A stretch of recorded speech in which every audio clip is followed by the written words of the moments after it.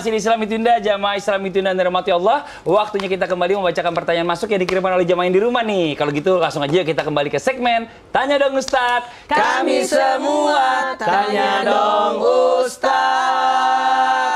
Oke, langsung aja kita masuk ke Instagram hamba Allah. Assalamualaikum Ustadz. Waalaikumsalam warahmatullahi wabarakatuh. Sebenarnya kita bayar zakat itu harus di rumah tempat tinggal atau di kampung.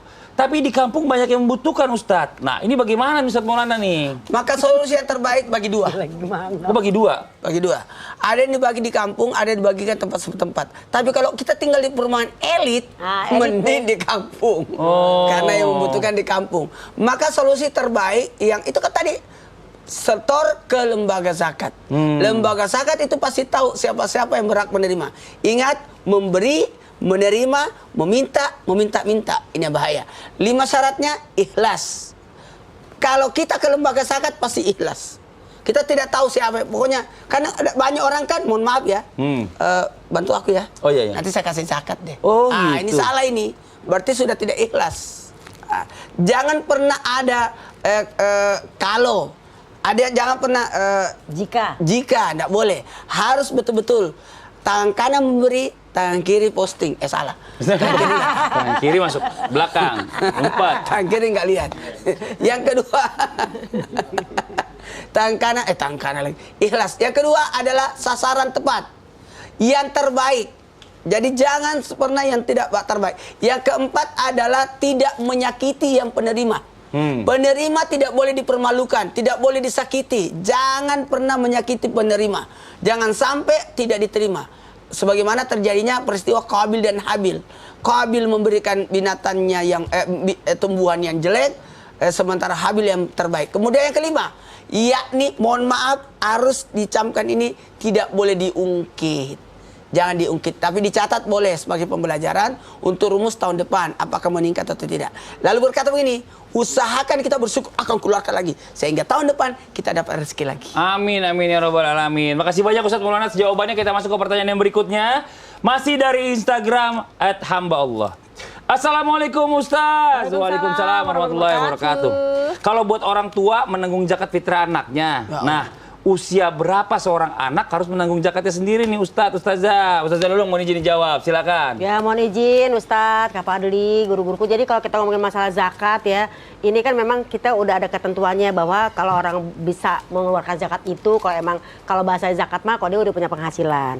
Kalau punya zakat fitrah ya kan jiwa ya, artinya bisa orang tuanya bayarin kita, bisa kita bayar sendiri dengan syarat Islam, berakal, balik kan gitu ya. Jadi kalau anak belum balik ya kita tetap bayarin sebagai orang tuanya. Tapi zaman sekarang ini ya banyak sekali orang tua tuh yang sayang sama anaknya.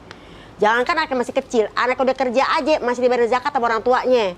Jangan sampai anaknya lupa. Jangan sampai anaknya lupa. Bahkan bisa double-double Ustadz. Mamanya udah bayarin zakat fitrah buat anaknya. Ternyata anak juga bayar misalnya di kantor atau di mana. Berarti Jadi kurang komunikasi tuh. kalau kita ngomongin masalah kebaikan ihsan aja nih ya. Jadi sebenarnya sih kalau memang dia udah bekerja, boleh dia untuk bisa menanggung zakatnya sendiri. Tapi masalahnya di sini ketika seorang orang bisa berzakat, kalau dia itu berzakat, kalau mungkin orang tua tidak mampu. Malah biasanya dibalik. Karena waktu orang tuanya itu belum pensiun misalnya, jadi dibayar zakatnya anaknya. Nah sekarang orang tuanya mungkin sudah tidak punya penghasilan, maka anak membayarkan zakat ke ibu atau ke orang tuanya. Tapi kalau emang benar-benar sama-sama mampu, ya udah, gak usah pakai ngomong. Kadang-kadang orang tua kita tuh saking sayangnya udah dibayarin aja tuh, ya. Bahkan bisa 2 kali Pak Ustadz, bisa bayar zakat di RT, kan suka keliling tuh Pak RT, atau zakat di sekolah atau di lembaga yang tadi Pak Ustadz bilang. Jadi kalau karena saya bayar di sekolahnya, bayar juga di sini di masjid, bayar juga di Makassar. Jadi bisa berkali-kali seperti itu. Jadi mudah-mudahan dengan zakat ini kembali lagi kepada si anak atau si orang tua, dua-duanya insya Allah mendapatkan pahala. Kenapa? Husmin amwalihim. Ambillah zakat dari harta mereka. Tutahhiruhum wa tuzakihim. Dengan kita mengeluarkan zakat akan membersihkan badan kita dari penyakit. Amin. Dan membersihkan harta kita. Mantap. Mudah-mudahan. Amin ya Rabbal alamin. Terima kasih banyak Teh. Jadi harta itu berberkah dengan mengeluarkan zakatnya. Harta yang tidak dikeluarkan maka tidak berkah. Sumur yang diambil airnya akan bagus airnya. Tapi sumur yang tidak pernah diambil airnya akan bau. Apalagi kalau ada yang kecemplung, ayam mati, bau banget itu semua. Kita lanjut nih buat jamaah Islam yang ada di rumah. Waktu kita mendengarkan muhasabah, dilanjutkan doa, disampaikan guru kita Ustaz Syam. Tafadhol Ustaz Syam. Jamaah Islam itu indah yang dimuliakan Allah Subhanahu wa taala. Betapa indahnya ajaran Islam. Islam itu indah, subhanallah. Setelah kita menjalankan hubungan dengan Allah Subhanahu wa taala dengan berpuasa, dengan qiyamul lail, dengan sholat witir, dengan sholat tarawih, dengan i'tikaf di 10 malam terakhir, subhanallah. Semuanya kita menjalankan hubungan dengan Allah Subhanahu wa taala. Namun Allah tidak merasa itu lengkap bagi seorang hamba jikalau belum dilengkapi dengan hubungannya sesama manusia, yaitu dengan menunaikan zakat.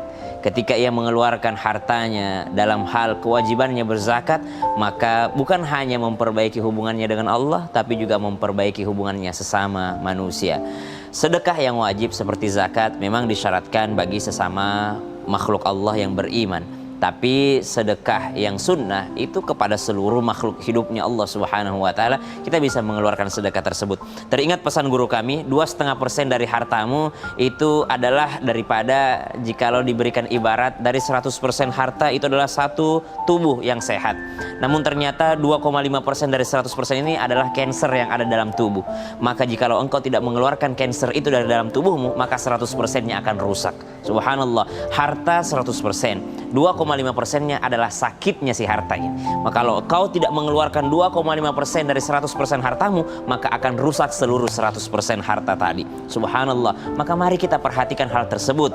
Belum lagi para guru kita menyarankan 2,5% itu membebaskanmu dari api neraka, tapi belum cukup mengantarkanmu sampai ke surga. Maka tambahkan lagi 2,5%. Jadi genap 5% dari mengeluarkan daripada zakat tersebut. Subhanallah. Begitu indahnya ajaran Islam. 2,5% adalah membersihkan hartamu, dan 2,5%-nya lagi jikalau mengeluarkan zakat sampai 5%, itu akan menjadi benteng bagi hartamu selanjutnya. Maka hartamu akan terhindar daripada segala jenis kejahatan yang ada. Wallahu ta'ala alam. Amin. Bismillahirrahmanirrahim. Alhamdulillahirabbil alamin. Allahumma salli ala sayyidina Muhammadin nabiyil ummi wa ala alihi wa sahbihi wa sallam. Amin. Rabbana taqabbal minna innaka antas samiul alim wa tub alaina innaka antat tawwabur rahim. Allahumma innaka afuwun karim tuhibbul afwa fa'fu anna ya karim. Allahumma kfina bihalalika an haramik.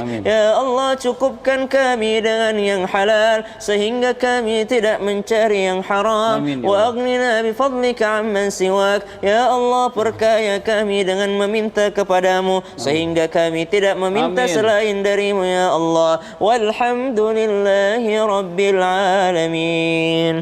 Amin amin ya rabbal alamin. Masya Allah, alhamdulillah, demikianlah perjumpaan kita hari ini. Semoga bermanfaat. Sekali lagi mohon maaf atas segala kekurangan. Wabillahi taufiq wal hidayah. Wassalamualaikum warahmatullahi wabarakatuh. Waalaikumsalam warahmatullahi wabarakatuh.